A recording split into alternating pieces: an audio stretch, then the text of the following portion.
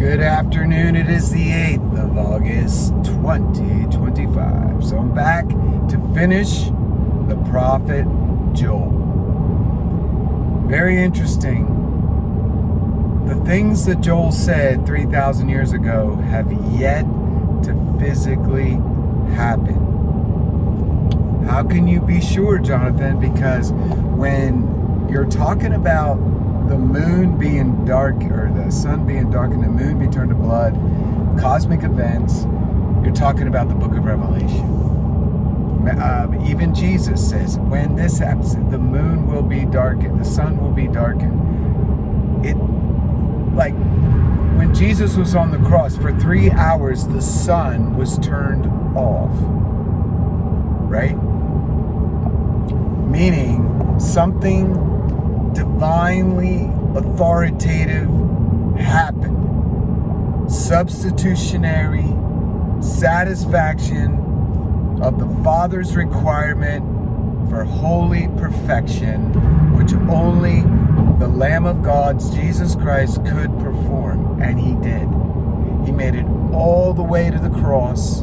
And when he gave up his spirit, the sun turned off for 3 hours. Did the earth stop spinning? No. Did the earth go into an ice age? No.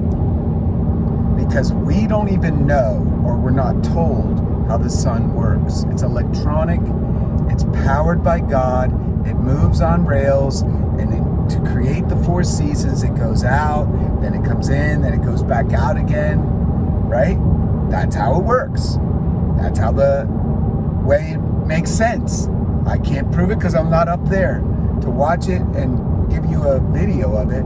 But that's how you get the 4 seasons on a beautiful face of the earth, right? Inside of a house, with the ceiling being the firmament, which was created on the 2nd day. So when we get to the book of Acts,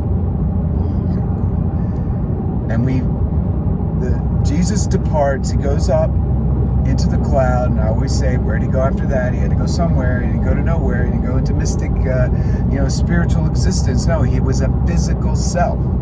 He had a glorified physical body, and he has a real throne from which all these events are being orchestrated by his power and will, which is hard to comprehend, but we do not understand the breadth, the length, the comprehensive power that Jesus has as the reigning ruler of everything. The air, which is so hard to comprehend. The space between the stars. The space between us and the sun and moon. The height of the mountains. The depths of the lowest ocean. The farthest reaches out past the walls of ice in Antarctica. He has complete knowledge and authority over all of it. And when he went up to the cloud, then to his throne, he sat down after he presented himself to the Father at the altar up in the heavenly temple where all the court stuff is dealt with. Our legal issues before God are dealt with. He dealt with them, and we by faith access all of his righteousness. And our record is perfect because of his atonement. All right, so once he goes up, he says, wait. Gather together, like Joel's calling people to a sacred holy assembly. Gather and don't do nothing until I give you the promise of the Father, which was the outpoured Holy Spirit. Day of Pentecost, perfect timing. I think it's 50 days from the last day of Passover, whatever. I'm not a Jew. But the timing was right at the actual Jewish celebration of Pentecost, the feast of the first harvest. On that day, the winds blew, everything shook, and people were filled with the Spirit. God in the human body, available to the tribes, to the nations, because everyone heard them speak the gospel of the good news in their own tongue. They were gathered there for the feast from all over the earth, and they heard the good news of the resurrected Messiah, and they believed. And 3,000 souls God saved. The number 3, very powerful. 3,000 made up the first day. Okay? Now, what do the apostles and the people quote? What scripture, when the Spirit is poured out and questions are starting to be asked? The question is this the promise of Joel? When it says, and it shall come to pass afterward. After what? The locust, swarming locust, the land is refreshed, that I will pour out my Spirit on all flesh. Your sons and daughters shall prophesy, your old men shall dream dreams, your young men shall see visions, and also on my menservants and on my maidservants I will pour out my Spirit in those days. Well, didn't he pour it out at Pentecost? Yes. Is this a second, what we call the latter rain? Because there's the early rain and the latter rain in the economy of God, in the agricultural system of the people of Israel. There's spring rains and fall rains. So they got the early rain and they prophesied. But was the land refreshed? Did the Israelites get their land at the Pentecostal celebration in first century Israel? No. And does not Joel talk about the land being restored because the people have rent their hearts and not their garments? They're coming back to Yahweh, El Shaddai, coming back to Father God, and they're giving their hearts. This is corporate. This is national. This is Israel. But we, the Gentile, the nations, are grafted into all of this. So the fact that I'm led by the Holy Spirit to get land, to make a beautiful farm, to have places where people can stay, to have produce, to have meat, egg, the whole thing. The assembly, the feasting, the worship, the preaching, the creativity, the poetry, the dancing, all of it can happen to us in the places where we dwell, like Goshen. I will show wonders in heaven, so this ties to cosmic, and in earth, blood and fire, pillars of smoke, and the sun will be turned to darkness, and the moon into blood, before the coming of the great and awesome day of the Lord. So we don't have that day yet, but we have the early rain of the Spirit. And we have the latter rain, which is the restoration of the dirt and Jerusalem by the judgment of God, Yeshua, against the nations that persecuted his people, persecuted the offspring, that's us, and persecuted the prophets, the two witnesses. That's the great and awesome day. The seventh trumpet sounds. Because Jesus says the trump will sound and this will happen. And it shall come to pass that whoever calls on the name of the Lord shall be saved. Sounds like Romans 10. For in Mount Zion and in Jerusalem there shall be deliverance. This is about the land.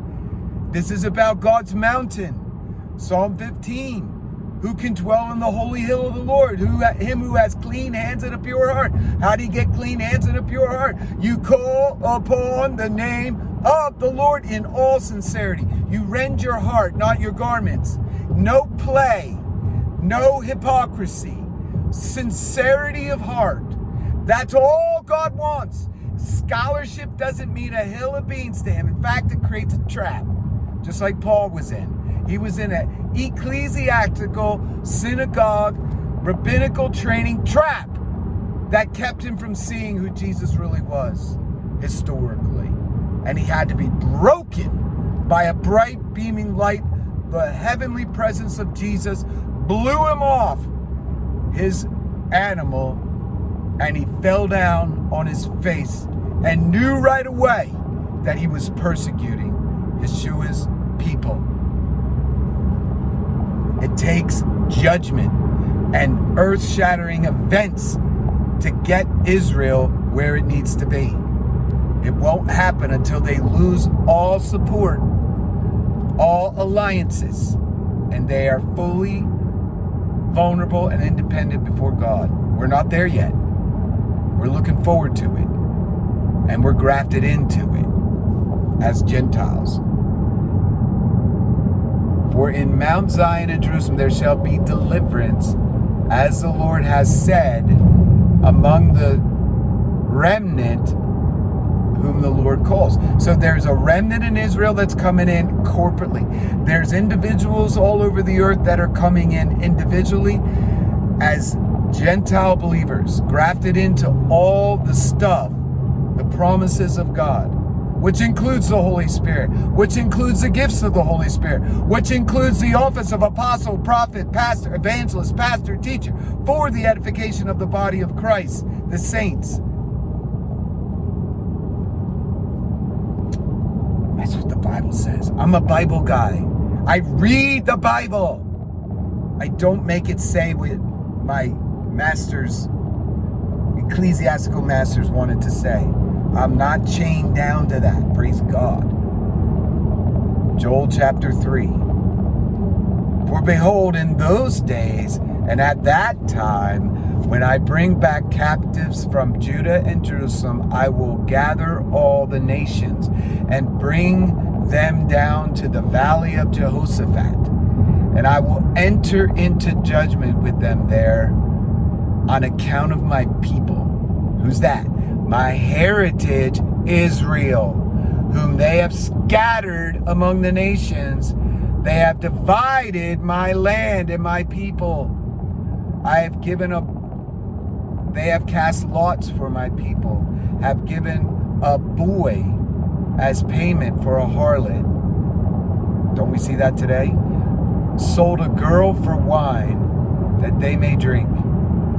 Indeed, what have you to do with me, God says, O Tyre and Sidon, and all the coasts of Philistia? Will you retaliate against me? But if you retaliate against me swiftly and speedily, I will return your retaliation upon your own head. Yeah, go ahead, mess with the people of God. Go ahead, mess with the Keener family. Go ahead, mess with Israel. Go ahead, mess with God's seed, whom he has called and set aside. Go ahead. All of it's coming back on your head. Hear me, enemies of God, rich people, howl and mourn, for your judgment is coming upon you, says the Lord. Because you have taken my silver and my gold, and have carried into your temples people of Jerusalem, and you have sold to the Greeks, and that you may remove them far from their borders. Behold, I will raise them out of the place to which you have sold them, just like Joseph in Egypt, and will return your retaliation upon your own head. And I will sell your sons and your daughters into the hand of the people of Judah, and they will sell them to the Sabaeans, to a people far off. For the Lord has spoken. Proclaim this, and that's what I'm doing right now, to the nations. Prepare for war. Wake up the mighty men. I hope I've done that. Let all the men of war draw near. Let them come up. Beat your plowshares into swords and your pruning hooks into spears. And let the weak say, I am strong. Assemble and come, all you nations, and gather together all around, cause your mighty ones to go down, O Lord. Let the nations be awakened and come up to the valley of Jehoshaphat. For there I will sit to judge all the surrounding nations. Put in the sickle, for the harvest is ripe. Come, go down, for the wine press is full. The vat overflows, for their wickedness is great. Multitudes and multitudes in the valley of decision. For the day of the Lord is near in the valley of decision. The sun and the moon will grow dark, and the stars will diminish their brightness. The Lord also will roar from Zion, utter his voice from Jerusalem. Heaven and earth will shake, but the Lord will be a shelter. The Lord will be a shelter to us, his people, and the strength of the children of Israel. So you shall know that I am. Jesus said, I am the Lord your God, dwelling in Zion, my holy mountain. Then Jerusalem shall be holy, and no alien shall ever pass through her again. Purified, made righteous, imputed righteousness to Jerusalem, to the holy mountain Zion. And it shall come to pass in that day that the mountains will drip with new wine, hills shall flow with milk, and all the brooks of Judah shall be flooded with water. A fountain shall flow from the house of the Lord, and water from the valley of Acacia. Egypt shall be a desolation, and Edom, who we're fighting today, a desolate wilderness, because of violence against the people of Judah. For they have shed innocent blood in their land. But Judah shall abide forever and ever, and Jerusalem from generation to generation. For I will acquit them legally of their blood guiltiness, for I will acquit them of the guilt of blood shed, whom I had not acquitted. For the Lord dwells in Zion, physically, emotionally, presence, brightness, shaking, power. Where is heaven? Where is God's throne? I want you to ponder and get real. We're in a war, and it's physical, and it's intense, and it requires faith, and it requires focus, and it requires unity, and it requires purpose, and it requires leadership around the Word of God. God bless your